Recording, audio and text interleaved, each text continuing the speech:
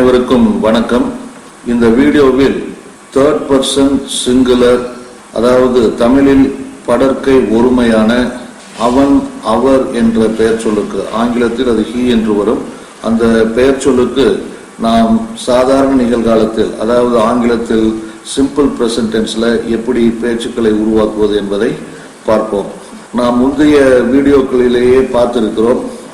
அதாவது உதவி வினைச்சொல் இல்லாமல் ஆங்கிலத்தை பேச்சுக்களை உருவாக்க முடியாது என்பதை நாம் பார்த்திருக்கிறோம். இப்பொழுது இதுவரையில் first person singular plural, second person singular plural ஆகிய பெயர் சொற்களுக்கு நாம் டூ என்ற உதவி வினைச்சொல்லை பயன்படுத்தினோம். தற்பொழுது ஆங்கிலத்தில் ஹீ, அதாவது தேர்ட் பர்சன் சிங்குலர் சப்ஜெக்ட் ஹீக்கு டஸ் என்ற உதவி வினைச்சொல்லை சாதாரண நிகழ்காலத்தில் பேச்சுக்களை உருவாக்குவதற்கு நாம் பயன்படுத்துவோம். விதிகள் முன்கூட்டியே உங்களுக்கு தெரியுங்க, இருந்தாலும் இன்னொரு சொல்லிடுறேன். 5 வகையான விதிகள் இருக்கின்றன. அந்த 5 வகையான விதிகளின் அடிப்படையில் தான் ஆங்கில பேச்சுக்கள் உருவாக்கப்படுகின்றன. முதலில் உங்களுக்கு பெயர் சொல் வர வேண்டும், அது ஹீ என்று வந்திருக்கிறது. அதற்கடுத்து உதவி வினைச்சொல் வர வேண்டும், அது டஸ் என்று வந்திருக்கிறது. அதற்கப்புறம் உங்களுக்கு மெயின் வினைச்சொல் வர வேண்டும், அது லைக் என்று வந்திருக்கிறது. அதற்கப்புறம் உங்களுக்கு ஆப்ஜெக்ட் வர வேண்டும், அது ஐஸ்கிரீம் என்று வந்திருக்கிறது. இப்போ ஹீ டஸ் லைக் ஐஸ்கிரீம். இந்த டஸ் லைக்ங்கிறது பார்த்தீங்கன்னா உங்களுக்கு இலக்கண ரீதியாக வெர்பு கூட எஸ் சேர்த்து அந்த டஸ் எடுத்துடலாம். அப்போ ஹீ லைக்ஸ் ஐஸ்கிரீம் என்று முதலாவதாக உங்களுக்கு அசர்டிவ் ஸ்பீச் வந்திருக்கிறது. அதற்கு அடுத்தது நெகட்டிவ் ஸ்பீச் உருவாக்கணும். முன்னாடியே நமக்கு விதி தெரியும். அதாவது உதவி வினை சொல்லுக்கும் மெயின் வினை சொல்லுக்கும் இடையில் நாட் என்ற சொல்லை பயன்படுத்தும் பொழுது அந்த அசர்டிவ் வாக்கியமானது, நேரடி வாக்கியமானது நெகட்டிவ் சென்டென்ஸாக, எதிர்மறை வாக்கியமாக மாறிவிடும் என்பது நமக்கு தெரியும். அதனால ஈ டஸ் லைக்ங்கிறதுக்கு அந்த டஸ் லைக் மத்தியில நாட் என்ற சொல்லை போடுங்கள். ஹி டஸ் நாட் லைக் என்று வரும். அப்போ ஹி டஸ் நாட் லைக் என்பது ஹி டசன்ட் லைக் என்று மாறி வந்திருக்கிறது. ஸ்போக்கன் இங்கிலீஷில், பேச்சு ஆங்கிலத்தில் ஹி டசன்ட் லைக் தான் சொல்லுவாங்க. அப்போ ஹி டசன்ட் லைக் ஐஸ்கிரீம். நல்லா இங்க புரிஞ்சுக்கணுங்க. யூஸ்வலா நமக்கு நாக்கு பிறழ்வதன் மூலியமாக ஹி டசன்ட் லைக்ஸ் என்று சொல்லுவோம். அப்படி சொல்லக்கூடாதுங்க. ஹி டசன்ட் லைக் என்று தான் சொல்ல வேண்டும். அதே மாதிரி ஹி டஸ் லைக்ங்கிறத வினைச்சொல் கூட எஸ் சேர்த்து சொல்லணும். இது நிறைய பேர் ஆங்கிலத்தில் பண்ணக்கூடிய தவறு என்னவென்றால், அதாவது இந்த தேர்ட் பர்சன் சிங்குலர்களுக்கு வெர்பு கூட எஸ் சேர்க்க மறந்துடுறாங்க. சம்டைம்ஸ் ஹி டசன்ட் லைக்னு சொல்றதுக்கு பதிலாக ஹி டோன்ட் லைக்னு சொல்லுவாங்க. இது மிகப்பெரிய தவறு. அதனால ஆங்கிலம் தெரிந்தவர்களுக்கு மத்தியில் நீங்கள் உண்மையாக ஆங்கிலம் பேசும் பொழுது இலக்கண ரீதியாக he doesn't like என்றுதான் சொல்லியாக வேண்டும். அதை மனதில் நிலைநிறுத்திக் கொள்ளுங்கள். அதுக்கடுத்தது கேள்வி வாக்கியம் உருவாக்குவதற்கு இந்த நேரடி அசர்டிவ் ஸ்பீச்ல இருந்து இந்த டஸ்ங்கிற உதவி வினை சொல்லை ஹீ என்ற பெயர் சொல்லுக்கு முன்னால் எடுத்து வாருங்கள். அப்போ டஸ் ஹீ லைக் ஐஸ்கிரீம் என்று மாறிவிடும். அதுக்கப்புறம் எதிர்மறை கேள்வி வாக்கியத்தை உருவாக்குவதற்கு ஹி டசன்ட் லைக் ஐஸ்கிரீம் என்ற வாக்கியத்தில் இருந்து, எதிர்மறை வாக்கியத்திலிருந்து இந்த டசன்ட் என்ற எதிர்மறை உதவி வினை சொல்லை ஹி என்ற பெயர் சொல்லுக்கு முன்னால் எடுத்து வாருங்கள். அது உங்களுக்கு he doesn't he like ice cream என்று மாறிவிடும். அதுக்கப்புறம் முன்னாடி சொன்ன விதிகளே தான். இப்போ விதிகளை பொறுத்தவரையில் நீங்கள் ஓரளவுக்கு தெளிவாக இருப்பீர்கள் என்பது நாங்கள் புரிந்து கொள்கிறோம். 5 விதிகள் ஆங்கில பேச்சுக்களை உருவாக்க இருக்கின்றன. அந்த 5 விதிகளையும் நீங்கள் மனதில் நிலைநிறுத்திக் கொள்ளுங்கள். அதாவது இலக்கணம்ங்கிறது என்பது விதி. இங்கிலீஷ்ல ரொம்ப சிம்பிள். தமிழ் மாதிரி ஏராளமான விதிகள் கிடையாதுங்க. அது வெறும் 5 விதிகள் தான் உங்களுக்கு பேச்சுக்களை உருவாக்க இருக்கின்றன. இது அடுத்தது கேள்வி சொற்கள் சார்ந்த கேள்வி பேச்சுக்களை, நேரடி கேள்வி பேச்சுக்களை உருவாக்குவது எப்படி என்பதற்கு இந்த டஸ்கி லைக் ஐஸ்கிரீம் என்ற வாக்கியத்திற்கு முன்னால் கேள்வி சொற்களான when, why, how, with whom, for what, for whom, for what reason, for what purpose போன்ற கேள்வி சொற்களை இணைங்கள். உங்களுக்கு கேள்வி சொற்கள் சார்ந்த கேள்வி பேச்சுக்கள் கிடைத்துவிடும். அந்த கேள்வி பேச்சுக்கள் என்ன என்று தற்பொழுது வாய்விட்டு சொல்லலாம். When does he like ice cream? Why does he like ice cream? How does he like ice cream? With whom does he like ice cream? For what does he like ice cream? For whom does he like ice cream? For what reason does he like ice cream? For what purpose does he like ice cream? 8 பேச்சுக்களை உருவாக்கிட்டீங்க. இது நீங்கள் பயிற்சி எடுத்தால் ஒழிய உங்களுக்கு நுனிநாக்கு சேராது. ஆனால் இந்த பேச்சு பயிற்சியை நான் முன்னரே சொன்னது போல் உங்களுடைய உதடு, நாக்கு, தொண்டை, குரல்வளை போன்ற பேச்சு நாளங்களுக்கு பயிற்சி அளிக்கிறீர்கள். அதாவது ஒரு மொழியை சரளமாக பேச வேண்டும் என்றால் அந்த மொழி நமது பேச்சு நாளங்களில் பயன்படுத்தப்பட்டு அந்த பேச்சு நாளங்கள் அந்த மொழியின் சத்தங்களுக்கு ஆட்பட்டு இருக்க வேண்டும், பண்பட்டு இருக்க வேண்டும் என்பதை நீங்கள் புரிந்து கொள்ளுங்கள். ஸோ அதுக்கடுத்தது டசன்ட் ஹி லைக் ஐஸ்கிரீம் அப்படிங்கிற சென்டென்ஸுக்கு முன்னாடி நம்ம இதே கேள்வி சொற்களை when, why, how, with whom, for what, for whom, for what reason, for what purpose போன்ற கேள்வி சொற்களை இணைக்கும் பொழுது எதிர்மறை கேள்வி வாக்கியங்களை நீங்கள் எளிதாக உருவாக்கி விடலாம். இப்போ இந்த டசன்ட் ஹி லைக் ஐஸ்கிரீம்க்கு முன்னாடி கேள்வி சொற்களை இணைத்து பாருங்கள், இந்த பேச்சுக்கள் உங்களுக்கு கிடைத்துவிடும். When doesn't he like ice cream? Why doesn't he like ice cream? How doesn't he like ice cream? With whom doesn't he like ice cream? For what doesn't he like ice cream? For whom doesn't he like ice cream? For what reason doesn't he like ice cream? For what purpose doesn't he like ice cream?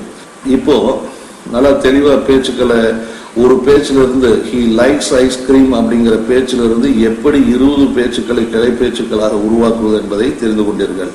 இப்பொழுது இந்த he என்ற பெயர் சொல்லை நாம் அடிக்கடி பயன்படுத்துவோம். அதனால் அது சார்ந்த அந்த பேச்சு ஆரம்பிகள் என்று நான் சொல்லியிருக்கிறேன். ஸ்பீச் இனிஷியேட்டர் என்று அதற்கு பொருள். அதை ஒரு தடவை வாய்விட்டு சொல்லுங்கள். He does, he doesn't, does he, doesn't he, when does he, why does he, how does he, with whom does he, for what does he, for whom does he, for what reason does he, for what purpose does he, when doesn't he, why doesn't he, how doesn't he, with whom doesn't he, for what doesn't he, for whom doesn't he, for what reason doesn't he, for what purpose doesn't he என்று பல தடவை சொல்லுங்கள். இதனால் நீங்கள் இழப்பது ஏதும் இல்லை. ஆனால் ஆங்கில புலமை, ஆங்கிலத்தின் மேல இருக்கும் ஆளுமைத்தன்மை உங்களுக்கு வளரும் என்பதற்கு நான் உறுதியளிக்கிறேன். ஆக இப்பொழுது அதாவது ஆங்கிலத்தில் 20 பேச்சுக்களை உருவாக்கிவிட்டோம். அதனுடைய தமிழ் அர்த்தங்கள் என்னவாக இருக்கும் என்பதை பாருங்கள். he does like ice cream என்பது he likes ice cream என்று வந்திருக்கிறது. நாம் தமிழில் அவன், அவர் என்று 2 சொற்களை படர்க்கை ஒருமையில் ஆண்பாலுக்கு பயன்படுத்துவோம். அவன் என்பது நமது வயதுக்கு குறைவானவர்களுக்கு பயன்படுத்துவோம். அவர் என்பது நமது வயதிற்கு மூத்தவர்கள் மற்றும் மரியாதைக்குரியவர்களுக்கு நாம் அவர் என்ற சொல்லை பயன்படுத்துவோம். ஆனால் ஆங்கிலத்தில் அவன், அவர் என்ற 2 பெயர் சொற்களுக்குமே ஹீ என்ற வார்த்தையை தான் பயன்படுத்துவார்கள். அதனால ஆங்கிலத்தில் ஹீ லைக்ஸ் ஐஸ்கிரீம் என்றால் அது அவன் ஐஸ்கிரீமை விரும்புகிறானா அல்லது அவர் ஐஸ்கிரீமை விரும்புகிறாரா என்பதை நீங்கள் வயது சார்ந்து, மரியாதை சார்ந்து, எதிரே இருக்கும் பர்சனை சார்ந்து நீங்கள் புரிந்து கொள்ள வேண்டும். அப்ப ஹி லைக்ஸ் ஐஸ்கிரீம் என்றால் அவன் ஐஸ்கிரீமை விரும்புகிறான். அவர் என்று சொல்லும் போது அவர் ஐஸ்கிரீமை விரும்புகிறார். ஹி டசன்ட் லைக் ஐஸ்கிரீம் என்பது என்று சொல்லும் பொழுது அவன் ஐஸ்கிரீமை விரும்பவில்லை, அவர் ஐஸ்கிரீமை விரும்பவில்லை. அதே மாதிரி டஸ் ஹி லைக் ஐஸ்கிரீம் என்று சொல்லும் பொழுது அவன் ஐஸ்கிரீமை விரும்புகிறானா, அவர் ஐஸ்கிரீமை விரும்புகிறாரா என்று நீங்கள் அர்த்தத்தில் பார்க்க வேண்டும். அதுக்கப்புறம் டசன்ட் ஹி லைக் ஐஸ்கிரீம் என்று சொல்லும் பொழுது அவன் ஐஸ்கிரீமை விரும்பவில்லையா அல்லது அவர் ஐஸ்கிரீமை விரும்பவில்லையா என்று இடம் சார்ந்து நீங்கள் பொருள் எடுத்துக்கொள்ள வேண்டும். அதே போல இந்த கேள்வி சொற்களை சார்ந்து 8 நேரடி கேள்வி பேச்சுக்கள் இருக்கின்றன. அதை முதலில் அவன் என்ற பெயர் சொல்லுக்கு நான் சொல்லிவிடுகிறேன். அவன் எப்பொழுது ஐஸ்கிரீமை விரும்புகிறான், அவன் ஏன் ஐஸ்கிரீமை விரும்புகிறான், அவன் எப்படி ஐஸ்கிரீமை விரும்புகிறான், அவன் யாருடன் ஐஸ்கிரீமை விரும்புகிறான், அவன் எதற்காக ஐஸ்கிரீமை விரும்புகிறான், அவன் யாருக்காக ஐஸ்கிரீமை விரும்புகிறான், அவன் என்ன காரணத்திற்காக ஐஸ்கிரீமை விரும்புகிறான், அவன் என்ன நோக்கத்திற்காக ஐஸ்கிரீமை விரும்புகிறான் என்ற 8 பேச்சுக்கள் அவன் என்ற சொல்லுக்கு கிடைக்கும்.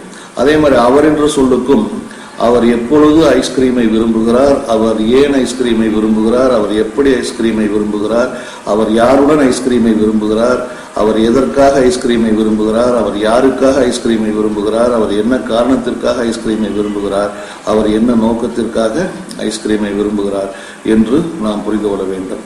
அதற்கு அடுத்ததாக கேள்வி சொற்கள் சார்ந்த எதிர்மறை கேள்வி சொற்களுக்கு 8 பேச்சுக்கள் இருக்கின்றன.